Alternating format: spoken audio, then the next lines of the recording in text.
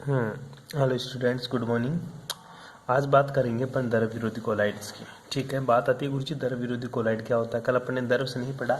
ठीक है, आज पढ़ेंगे द्रव विरोधी, जिसको इंग्लिश में लायोफोबिक कोलाइड्स भी बोलते हैं। पहली चीज़ तो वो कोलाइड्स होते हैं द्रव विरोधी कोलाइड जिनमें परिक्षिप्त परावस्था का परिक्षेपण माध्यम के प्रति कोई अट्रैक्शन फोर्सेज नहीं होता। मतलब कहना क्या चाहता है, जो परिक्षिप्त परावस्था होती है। ठीक है, पहली बात लिखते हैं इसमें परिक्षिप्त परावस्था कौन सी, परिक्षिप्त परावस्था। ठीक है, डिस्पर्स्ड फेज का डिस्पर्सन मीडियम के साथ कोई अट्रैक्शन नहीं होता। ठीक है, डिस्पर्स परिक्षिप्त परावस्था का विलायक, विलायक भी बोल सकते हैं अपन क्या, लेकिन अच्छा वर्ड रहेगा तो यूज करें क्या, परिक्षेपण माध्यम। क्या यूज करें, परिक्षेपण माध्यम। ठीक है, अच्छा वर्ड रहेगा।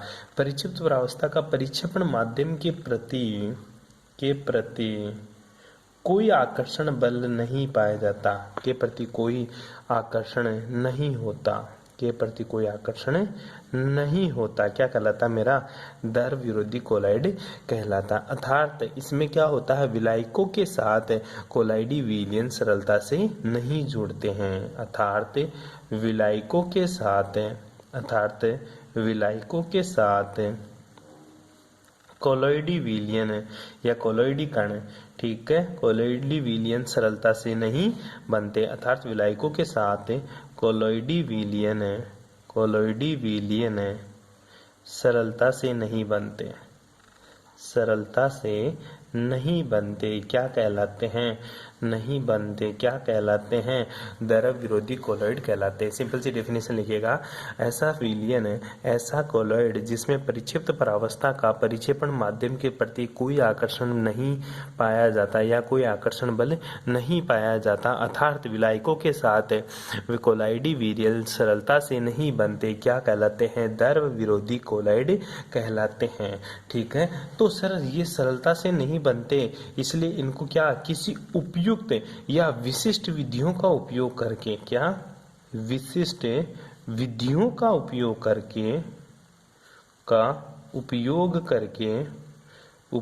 करके कोलाइडी विलयन बनाया जाता है। क्या, कोलाइडी विलयन बनाया जाता है। ठीक है, कैसे, क्या करते हैं गुरुजी, सिंपल सी बात है, द्रव विरोधी कोलाइड अगर ये इनके बीच में आकर्षण बल नहीं है और ये विलयन के साथ सरलता से विलायकों के साथ सरलता से कोलाइड विलयन नहीं बनाते हैं, तो गुरुजी फिर ये विलयन क्यों पढ़ते हैं अपन, ये कोलाइड क्यों पढ़ते हैं, क्योंकि इनका जो विलयन है ना, द्रव विरोधी कोलाइड, ये विशिष्ट विधियों का उपयोग करके अपन कोलाइडी विलयन बना सकते हैं। वो विशिष्ट विधियां कौन कौन सी है वो आगे पढ़ेंगे अपन कोलाइडी विलयन बनाने की विधियों में।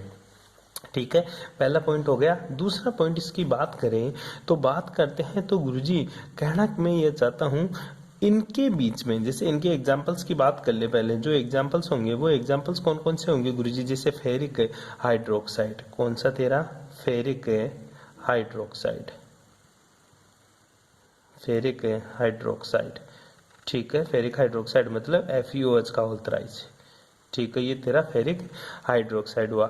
जैसे तेरे आर्सेनिक सल्फाइड हुआ तेरा, ठीक है, कौन सा, AsH2 वाला। ठीक है, AS2S आर्सेनिक सल्फाइड हुआ तेरा।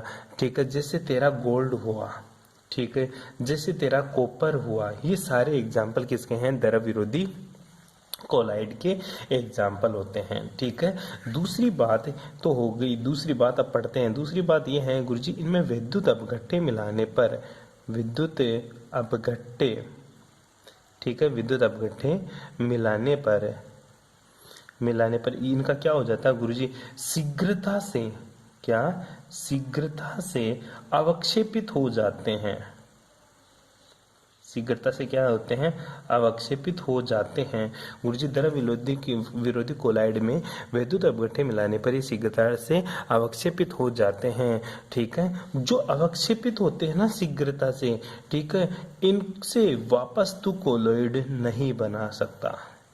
वापस से कोलॉइड विलयन नहीं बना सकते। द्रव स्नेही कोलॉइड में क्या करते थे अपन, अगर इलेक्ट्रोलाइट मिलाते थे ना, वो क्या नहीं होते थे, अवक्षेपित नहीं होते थे, प्रिसिपिटेट नहीं बनती थी। अगर प्रिसिपिटेट बन भी जाती थी तो उनको वापस से अपन कोलॉइड में कन्वर्ट कर सकते थे। इसलिए वहां पे अपन उत्क्रमणीय प्रक्रम बोला था कि ये एक उत्क्रमणीय कोलॉइड भी है, ठीक है, इस कारण इसे उत्क्रमणीय कोलॉइड कहते हैं।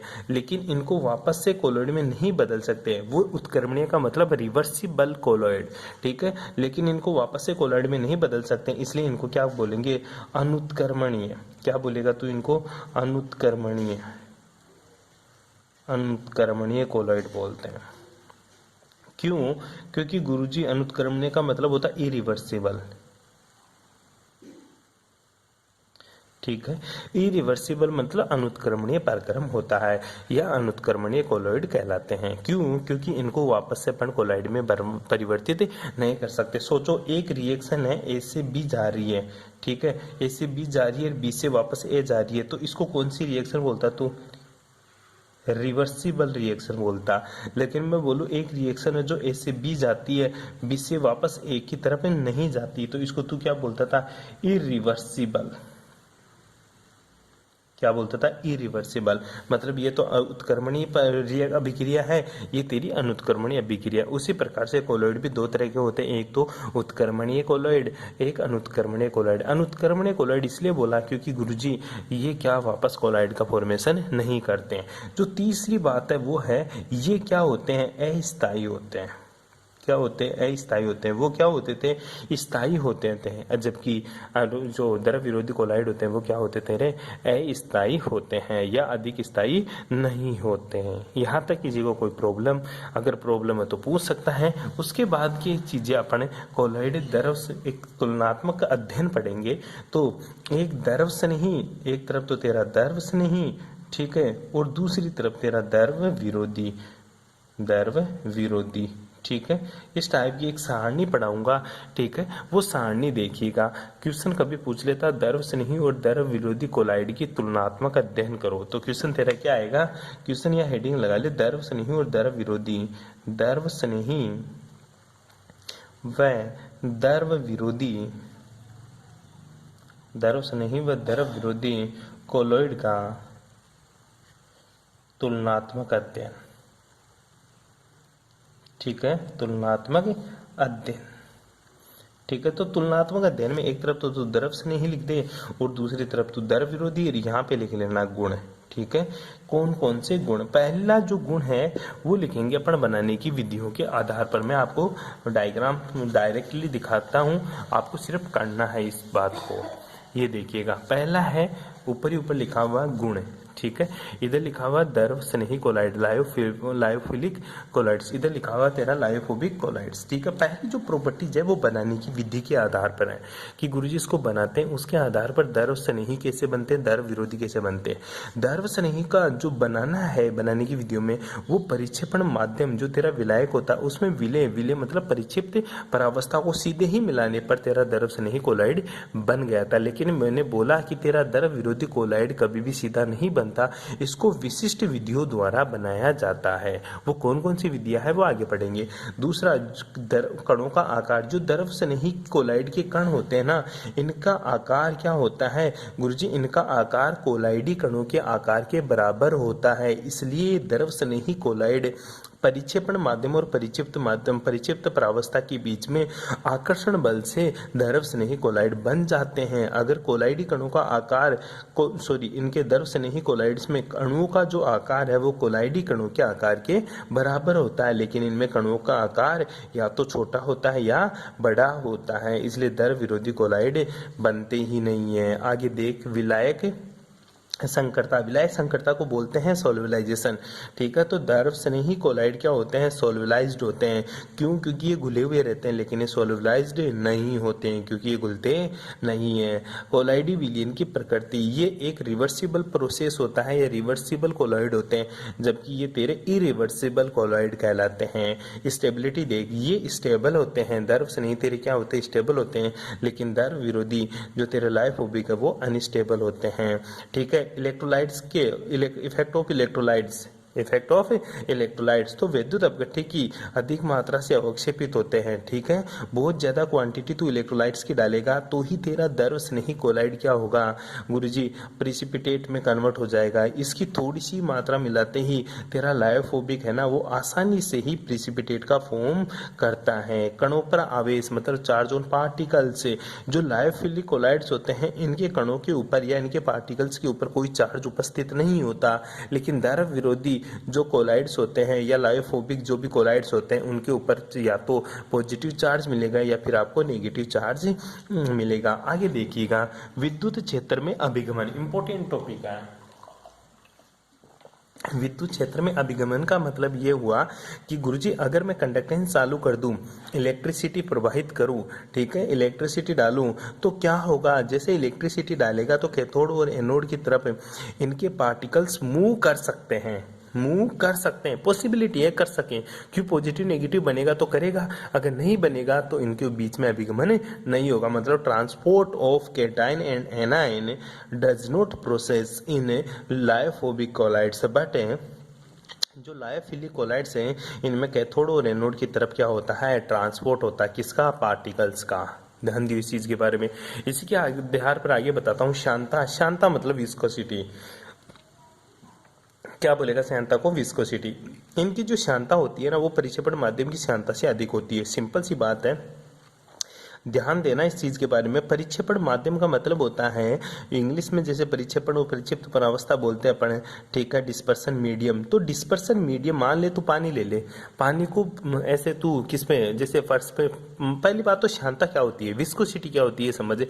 विस्कोसिटी होता है मतलब कौन कितना गाढ़ा है। जैसे तेरा शहद है, शहद की विस्कोसिटी हाई होती है, बहुत ज्यादा हाई होती है, ठीक है, इसलिए वो धीरे धीरे फ्लो होता है। उसको अगर तू फर्श पे गिराएगा तो वो धीरे धीरे फैलेगा, लेकिन पानी की विस्कोसिटी ज्यादा वो कम होती है, इसकी वजह से पानी जल्दी से चारों परस्पर फैल जाएगा। तो विस्कोसिटी का मतलब होता है बहने का गुण, ठीक है, बहने का गुण। तो शायद अब देख पानी क्या होती है, ये श्यानता से अधिक होती है। पानी क्यों, देख इसकी श्यानता परिक्षेपण माध्यम की श्यानता से अधिक होती है, मतलब गाढ़ा ज्यादा होगा। जो कोलाइडी सॉल्यूशन है वो श्यानता का मतलब तू गाढ़ापन से देख ले, गाढ़ापन मतलब शहद से देख ले, शहद की श्यानता सबसे ज्यादा होती है, ठीक है, जो हनी होता है तेरा उसकी श्यानता सबसे ज्यादा होती है, ठीक है। तो देख सबसे कम किसकी होगी श्यानता, पानी की, क्योंकि पानी को पर्स पे डालते ही वो चारों तरफ फैल जाएगा, मतलब वो गाढ़ापन कम है उसमें, ठीक है, उसकी विस्कोसिटी कम है। लेकिन देख पानी के अंदर मान ले मैं कुछ ऐसा केमिकल मिला दूं, ठीक है, नमक या उसमें मैं चीनी मिला दूं और उसका घोल तैयार करूं तो क्या हो जाएगा गुरुजी, वो गाढ़ा गाढ़ा सा हो जाएगा, चाशनी बन जाएगी। अब तू उसको क्या कर, परस्पर उड़ेलेगा तो गुरुजी वो धीरे धीरे बहने शुरू हो जाएगा, मतलब उसमें विस्कोसिटी आ गई। तो कहना क्या चाहता है कि इसकी श्यानता परिक्षेपण माध्यम की श्यानता से अधिक होती है, इसकी श्यानता लगभग परिक्षेपण माध्यम की श्यानता के बराबर होती है, मतलब इस पर कोई इफेक्ट नहीं करता। पृष्ठ तनाव का मतलब होता है सरफेस टेंशन, पृष्ठ तनाव का मतलब तेरा सरफेस टेंशन, इसका पृष्ठ तनाव परिक्षेपण माध्यम के पृष्ठ तनाव से कम होता है। पृष्ठ तनाव मतलब पानी है, पानी का पृष्ठ तनाव ज्यादा होता है अगर उसमें तू चीनी या नमक डाल देगा, ठीक है, सरफेस टेंशन, ठीक है, इसमें पृष्ठ तनाव लगभग मीडियम सा रहता है। अणुसंख्यक गुणधर्म, कोलिगेटिव प्रॉपर्टीज, इंग्लिश में क्या बोलेंगे इसको, कोलिगेटिव प्रॉपर्टीज। कोलिगेटिव प्रॉपर्टी 3-4 होती है, एक तो तेरा ऑस्मेटिक प्रेशर होता है और प्रसारण दाब को ऑस्मेटिक प्रेशर बोलते हैं। तो ध्यान दियो जो द्रव स्नेही कोलाइड्स होते हैं उनका ऑस्मेटिक प्रेशर उच्च होता है, हिमांक में अवनमन depression in freezing point high होता है, वाष्प दाब में अवनमन, ठीक है, यह है हिमांक में अवनमन यानी डिप्रेशन इन फ्रीजिंग पॉइंट, वाष्प दाब में अवनमन मतलब vapour elevation in vapour pressure high होता है, depression in freezing point high रहता है, ऑस्मेटिक प्रेशर हाई रहता है। यहाँ पे ऑस्मेटिक प्रेशर लो होता है, ठीक है, डिप्रेशन इन फ्रीजिंग पॉइंट भी लो रहता है, और क्या वेपर प्रेशर, ठीक है, लोअरिंग इन वेपर प्रेशर भी क्या होता है, निम्न होता है, लो होता है। अब आती है दृश्यता, दृश्यता का मतलब होता है विजिबिलिटी, ठीक है, इन कणों को तू क्या देख सकता है, माइक्रोवेव से, माइक्रोस्कोपी से नहीं देख सकता, लेकिन इनको बिल्कुल इस माइक्रोस्कोपी से देख सकता है, ठीक है। उदाहरण के लिए जिलेटिन, गोंद, स्टार्च, ग्लू, और इनके ये उदाहरण आसानी से तू पढ़ सकता है, ठीक है भाई। यहाँ तक तेरे को पढ़ना है, इसके बाद की बातें करेंगे नेक्स्ट क्लास में। Thanks for corporation.